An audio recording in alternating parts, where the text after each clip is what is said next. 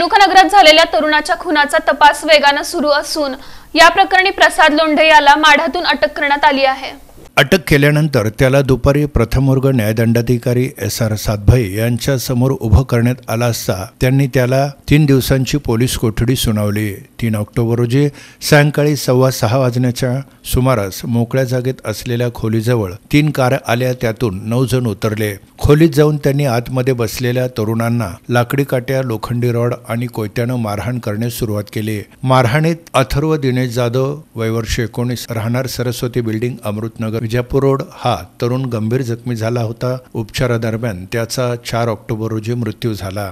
या प्रकरणी दिनेश प्रकाश जाधव वय वर्ष 50 यांनी दिलेल्या फिर्यादीवरून प्रसाद लोंढे, बाळू काळे, सागर कदम, केदार गुमटे, मनोज सूर्यराव उर्फ भाईजी, अजिंक्य शाबादे, प्रकाश शिंदे उर्फ बुद्धा, जॉकी थोरात, विनायक जाधव आणि त्याच्या अन्य साथीदारांविरुद्ध खुनाचा गुन्हा दाखल करण्यात आला। दरम्यान प्रसाद लोंढे हा माढा इथं असल्याची माहिती पोलिसांना मिळाल्यानंतर गुन्हे शाखेच्या पोलिसांनी त्याला सकाळी 11 वाजता अटक केली। दरम्यान खुनाच्या घटनेनंतर रेणुकानगर येथील खोलीजवळ लावण्यात आलेली कार क्रमांक MS13 BN 9889 पोलिसांनी जप्त केली। त्या ठिकाणी CCTVचे फुटेज असलेला पेनड्राईव्ह देखील जप्त करण्यात आलाय। अन्य 8 जणांचा तपास केला जात असून यासाठी पोलिसांची पथकं पुणे आणि अन्य ठिकाणी रवाना झाली आहेत।